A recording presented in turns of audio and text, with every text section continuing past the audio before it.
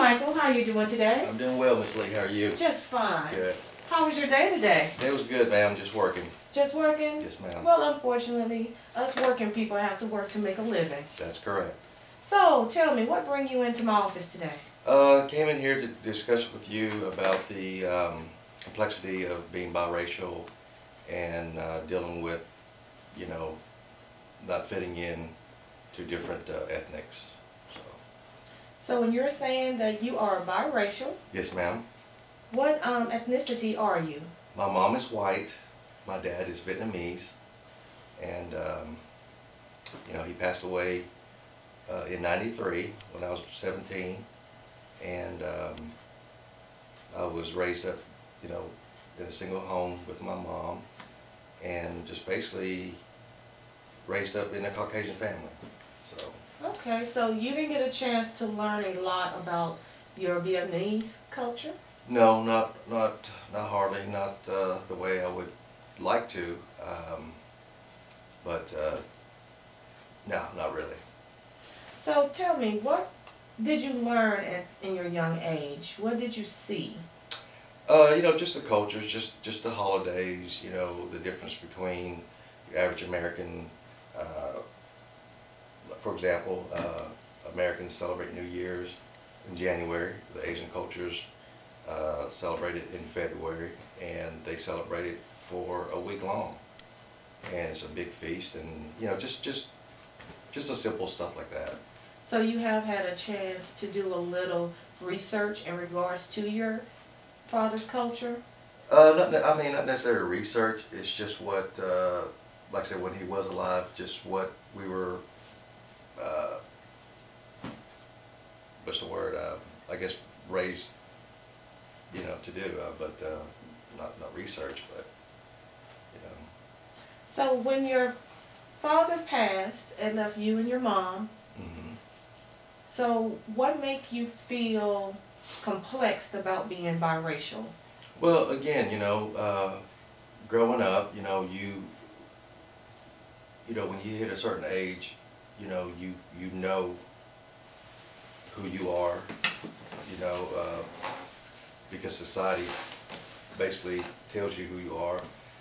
And then again, you know, just growing up and having different ethnics of friends. And what's confusing and complex is the friends that I've had, they know whether they were white or they were black or they were Hispanic or they were Asian. But because I was biracial, I never fit into each culture. So in a sense, you know, you have to be a chameleon to be a part of the group. Yes. You know, so it wasn't a deal where, you know, I did it to gain accepted. What's the word? Acceptance? Yeah, acceptance. It's just that's what you have to do. You know, I think being biracial, a lot of times you have to be a chameleon because you don't have one country that you can say that's who I belong to. So that's where it's complex. So really, you were not becoming the other ethnicities to be accepted, but you were becoming the other ethnicities to really just fit in? Yeah, that's probably it, because you know, it's like I said, if you hang around a person long enough, you're going to adapt to their characteristics and adapt to their traits and blah blah blah. And that's basically it. It's just like I said, you know, for me, just being biracial, that's where it's confusing, is because you do have to be a chameleon. You know, because you know, if you hang around a black person, you aren't black. But you have to be a chameleon and learn to adapt to, you know, their environment, what they do. Same thing with Hispanic, same thing with, I mean, even with Asian culture. I can't adapt to them 100% because I don't know enough. So that's where the confusing part is. So you really are trying to tell me that Michael don't know who Michael is because Michael has been so many different ethnicities to fit in, that you feel that you cannot be who you are, and that's just you. You are biracial. Well, in a sense, I know who I am. I mean, first of all, like I said, I wake up in the morning, I'm a human being, but my life is, I'm biracial, and my personality is, because I have a whole genre of different ethnics of friends, you know, being biracial and have to be a chameleon, you know, and we, you know, I think we have to do that besides race. We have to do that as a society, entertainment. I mean, you know, when you go out on a business meeting, you have to be a chameleon and be a certain way because that's what it calls for you to be. Now, if you have to hang around with your friends, you have to change and adapt to that environment. So, I mean, I know who I am. It's taken a long time, but it's still at times, you know, you want, you know, for me, at times I want to say, I want to wake up more and say, okay, I'm Hispanic, or I'm Asian, or I'm black. But that's not my world. So, you know, who I am is being biracial. You're right. So just. Well, just to share a little bit with you, Michael, I do understand how you feel. Mm-hmm. I too am biracial. Just the genes from my mother's side was a little stronger than the genes from my father. Right. So when I wake up, I just see black. Mm-hmm. But I know who I am. I am black and I am white because my father's white. Yeah. But what if I tell you that you do not have to be a chameleon? That you can just be. And we are adaptable to, yes, environment, but we don't have to become of the environment. Mm-hmm. We can just be who we are, and it's okay. Mm-hmm. So what would you think, or how would you feel about me saying that? To a degree, I understand, and I could appreciate that. But like I said, at the same time, you know, again, society depicts, and they want to be specific to who you are. I mean, when you go apply for a job, they want to know exactly who you are, what you are, blah blah blah. And you know, like I said, being 40 years old now, again, I've accepted this, and where I disagree with you is being a chameleon. I think that's just part of life, whether it's being biracial or whether it's in a work environment. You have to be somewhat a chameleon to adapt to certain situations. And the thing that I do see is a lot of people who aren't biracial, they can't adapt. You know, and there's that fear. So in a sense, it's also kind of like a blessing in disguise. You know, being a chameleon doesn't mean that you're trying to portray or be that person or be that culture, but being biracial gives you the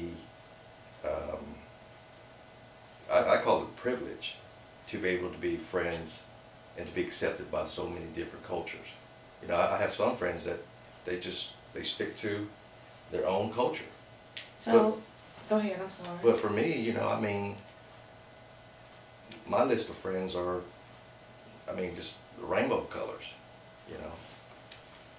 But your complexity that bring you to my office is that you feel like you don't belong anywhere.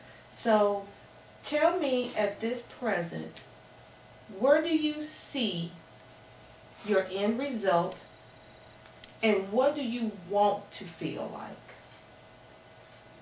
You know, again, you're right. I mean, the confusion is still there, you know. Well, I don't want to say the confusion is still there. It's something that, you know, I wake up every day and it's there, you know, because society reminds us, or reminds me. But, you know, the end result would be wake up in the morning and nobody sees color. And everybody just belongs to, I know it sounds like a cliche, but everybody wakes up and they belong to just one race, which is the human race. But that's a fantasy world. Correct. You know, so you know, like I said, I'm 40 years old, and I've come to terms with what I've dealt with. Um, you know, so. Well, Michael, come into my office today. I don't believe that you have come to terms with it. You've accepted it. Because being complex about being biracial and not having just one race to be has made you become adaptable to fit into every race to the point that you have no certain race. Mm-hmm. Your race is who you are by at that time. Mm-hmm. So what I see in our sessions is that we need to find out what Michael likes. Where is Michael at inside? Mm-hmm. True, it would be nice to wake up and say no one cares about color. But unfortunately, even in 2013, there are people that worry about color. Right. That is not the problem here. Our problem is we just need to see who Michael is, what Michael likes, and that's it and that's all. And whoever you're around, Michael is going to be Michael. Mm-hmm. You're not going to have to adapt to fit in. Mm-hmm. You're just going to be Michael. Yeah. And we want you to be happy with Michael. Do you feel that that's a proper end result for you? Yeah, that sounds great. Sounds good. That's a start. Well, that's good, Michael. Well, our time is up, but I will see you again Okay. next week, All right. same day, and same time. Okay. Nice to see you today. Thank you, Ms. Lee. Thank Always you. good.